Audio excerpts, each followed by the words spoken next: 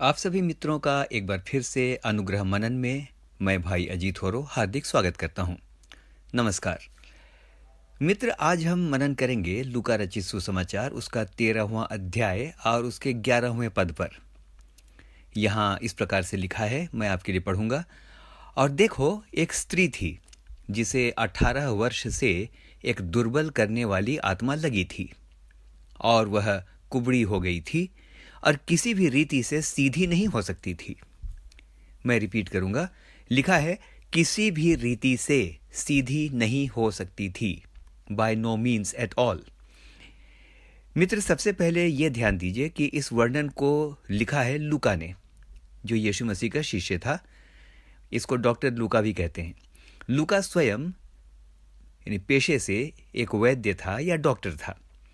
उसे चिकित्सा संबंधी बातों की सबसे अधिक जानकारी थी।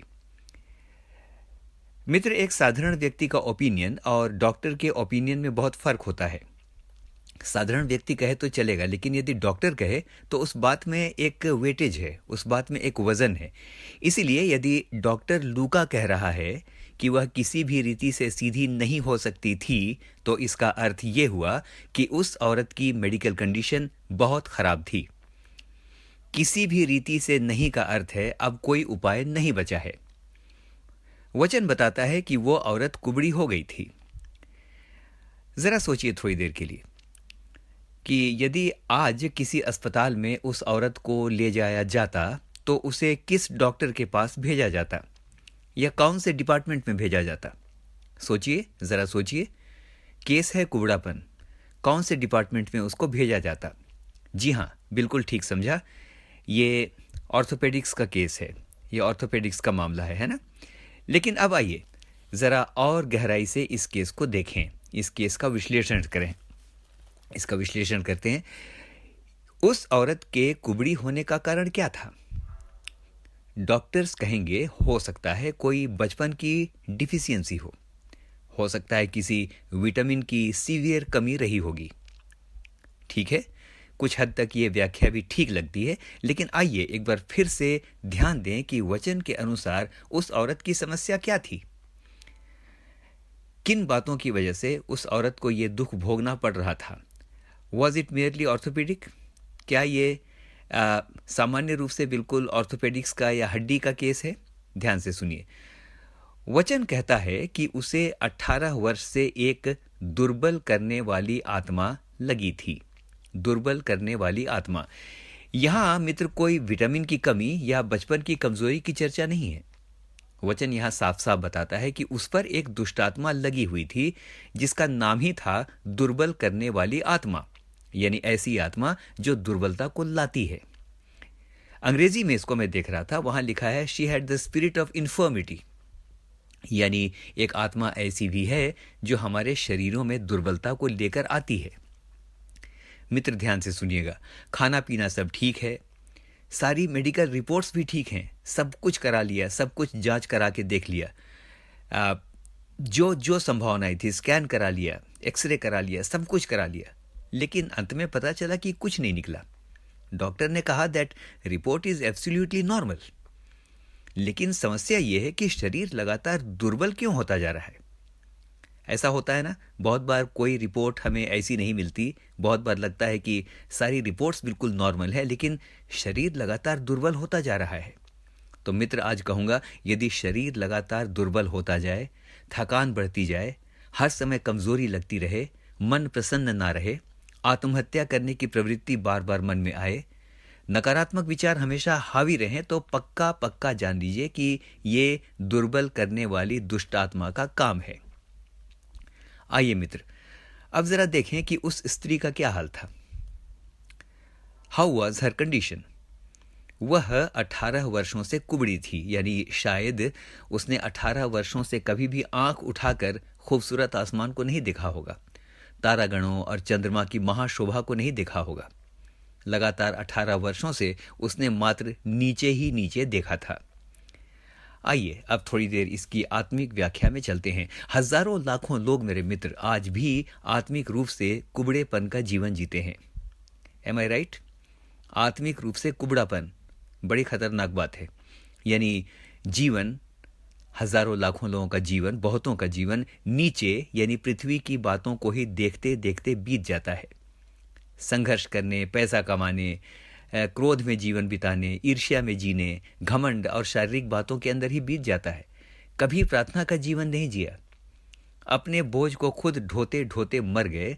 कभी ये अनुभव भी नहीं किया कि उन्हें अब अपना बोझ उठाने की जरूरत नहीं है, क्योंकि उनका बोझ परमेश्वर उठाने के लिए तैयार है। नीचे ही देखते रहे, जीवन भर नीचे ही देखते रहे। मुझे इस समय एक शायरी याद आती है, सुबह होती है शाम होती है, जिंदगी यूं ही तमाम होती है। जिंदगी भर नीचे ही देखते रह गए, ऊपर देखने का अवसर नहीं मिला। क्या कहीं ऐसा हमारा जीवन तो नहीं है आज? मित्र, कुलुसियों 3 और उसके 2 में वचन इस प्रकार से कहता है, पृथ्वी पर ही की नहीं लेकिन स्वर्गीय बातों पर भी मन लगाओ। यदि उर्दू में जाएंगे तो लिखा है आसमानी बातों की ओर मन लगाओ। मेरे मित्र, आज जब इस मनन को सुन रहे हैं, एक सवाल अपने आप से जरूर पूछना चाहिए। मैं भी अपने आप से पूछूंगा, क्या मैं आत्मिक कुबड़ेपन का शिकार हूं? क्या हम आत्मिक रूप से कुबड़े हो गए हैं कि हम ऊपर देख ही नहीं सकते, हम परमेश्वर की भली बातों को देख ही नहीं सकते? जब देखें हमारी आंखें मात्र दुनिया की ओर लगी रहती हैं। उसने क्या कमाया, उसके पास क्या है, उसकी प्रॉपर्टी कितनी है, उसने उसको क्या कहा, किसने किसको क्या कहा। यदि इन बातों के अंदर हैं मेरे मित्रों, तो आज के दिन विश्लेषण करके इस बात को जानने की आवश्यकता है कि शायद हम भी आत्मिक कुबड़ेपन का शिकार हैं, क्योंकि मात्र हम नीचे और नीचे देख रहे हैं। मेरे मित्र, अब चलिए और आगे चलते हैं।